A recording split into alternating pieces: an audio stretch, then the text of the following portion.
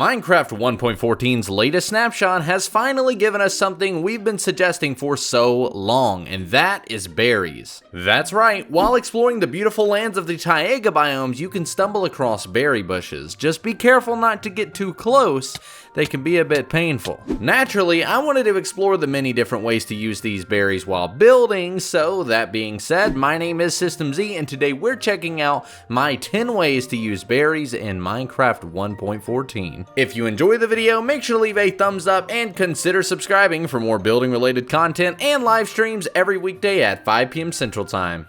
10 ways to use berry bushes in Minecraft 1.14. Ladies and gentlemen, hello and welcome to the video. Today we're going to be checking out the various different techniques that I have found using the new berry bush that look fantastic for building and are also great for different things, like for example a redstone farm, but we will definitely get into those. Guys, let me know in the comments down below which is your favorite, as well as how many times I say the word berry in this video. It's probably going to be a lot. But anyways, let's go ahead and check out the actual berry bush before we begin. So this is a sweet berry that I've got in my hand. If you plant this down, it essentially gives you this small plant here, which eventually by 4 stages of growth grows into this beautiful plant here. You can then right click it to get the actual berry, and there's actually a lot of cool ways you can use it for building beyond this, but honestly, as a food source, I am absolutely in love with this. I've been waiting for something like this for so long. But anyways, guys, let's get into it. So this is potted berry plant, something all of you probably already thought of. As you can see, we've got the very basic plant here surrounded by signs with some coarse dirt, or you could even do trapdoors. Now, which blocks these can be placed on are essentially any variant of dirt. So grass, dirt, coarse dirt, and podzol. Essentially any of those it can be placed on. And then any of those blocks can have surrounding blocks around them. So however you want to decorate them is up to you. But I've honestly found that this technique works really, really well.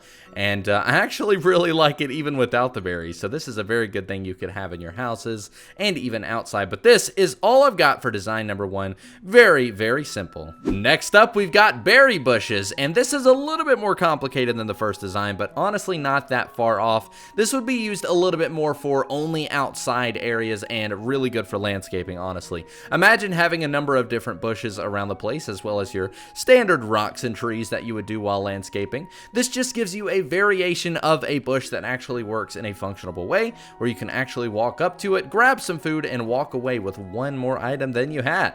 So this is very simple, so I'm not really going to spend too much time on it. All I've done here is put some spruce leaves around the place and even raised up one of the berries with a grass block underneath. I think this looks very good, and you could use any leaf that you'd like. I just found that spruce works best, especially since the native biome for these berries is the taiga biome. But that is basically all I've got for the berry bush, and that is design number 2. Next up, we're stepping up our game a little bit more with an automatic berry farm. This is one of my personal favorites because the amount of berries this farm yields is very impressive, and in early game Minecraft, this is crucial to getting a high number of foods. So it's a very cheap design as well. It's about a 3x3 design overall. I've got a couple of blocks hidden underground, but the way this works is if I go ahead and open this and flick this lever, you can hear it's constantly going, and there's bone meal in that dispenser. So if I just hold right click, this thing is just gonna go forever as long as you have enough bone meal. And as you can see, there's a hopper below that is essentially directly on top of another hopper. That's a minecart hopper, but it's in the grass. I've used pistons to push it in there, and it's collecting all the berries into this lovely shulker box. Very, very compact design, and you can even stop it whenever you'd like. The way this works is bone meal is basically growing the actual plant over and over again, and the clock is incredibly simple. There are literally just 2 observer blocks facing, one of them is facing down, so just like this, and then the other is basically facing up, and you can see it's just constantly ticking because they're both updating each other. This is a very simple clock, so next to a dispenser, it pretty much goes on forever. And as you can see, I've got bone meal in here for that. So this is a very good design, and I definitely recommend it for a survival world. Very simple, very compact, and very efficient. Next up, we've actually got two different concepts for various different contraptions that you could build using no fall damage or even as a mob trap.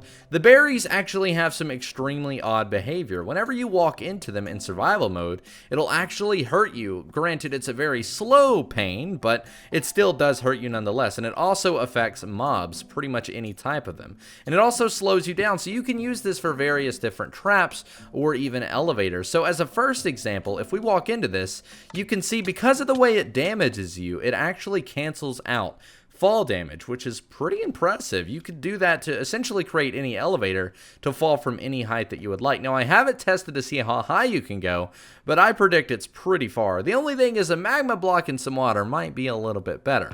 But while we're in survival, if we go ahead and place a zombie here as well, you can see once they focus on me, the only problem is once they stand still, it doesn't hurt them. But if he's focused on me and walking around, you essentially get him at being damaged. Now, I've seen a couple of different mob traps using this. One where a ghast actually pushes mobs around based on it being in a minecart. You could definitely come up with various different contraptions using this, but for this example, it's not really the greatest, but it does definitely affect mobs. So, very interesting. Not much here, but I definitely wanted to show it nonetheless. Now, I could look at this design all day. I love hanging plants so much, and that's exactly what we have for this design.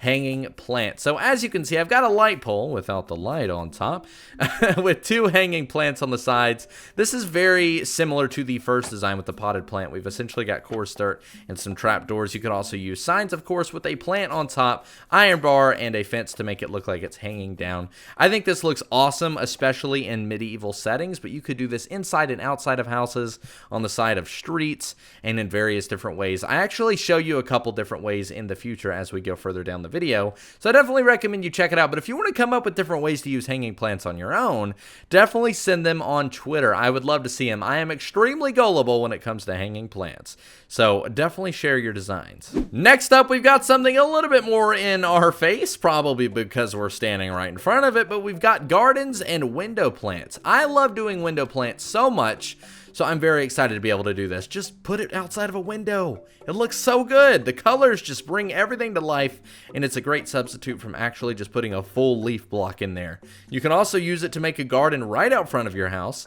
That's very customized. I think that's what I really like about gardening in this game, is we now have a lot of different blocks of foliage, whether it be flowers, leaves, and now berries, or even tall grass, that you can really customize your own garden. So it's really peaceful and a great way to relax while playing the game. But I love this so much. Plus, you can get food from it, which is very, very good. Now, you can also use it to mix it in with a farm that is, consistent of wheat, carrots, and even really any other type of food. It blends in very, very well, and I just ultimately love it. It's a great way to decorate outside of a house if you don't know how but need to fill in the space. So, for this design, I love it so much, and I look forward to seeing other houses that are built with berries, on the outside and even the inside. So, let me know what you think of this one down in the comments below.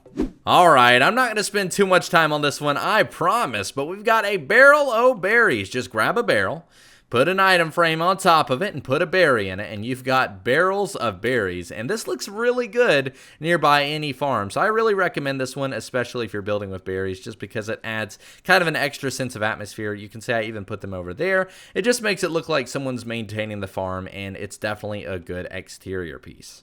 Next up, we've got a personal favorite design of mine, and that is berry farm rows. One thing a lot of builders tend to do when building any farm in the game in a decorative setting is they'll build rows of that produce.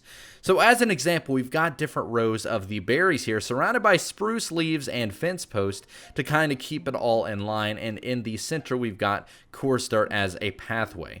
This would look absolutely fantastic surrounded by taiga trees and even a windmill just placed in the valley. I absolutely love the way this looks. It's not really that efficient though, as going through you'll often run into the berries, which don't forget that does hurt you, so maybe make sure that you space them out just far enough to where you don't don't really run into that issue. But being able to go by and just kind of pick the berries is a very peaceful process. So this adds a lot to the atmosphere of your world, and I definitely recommend this over a very standard farm.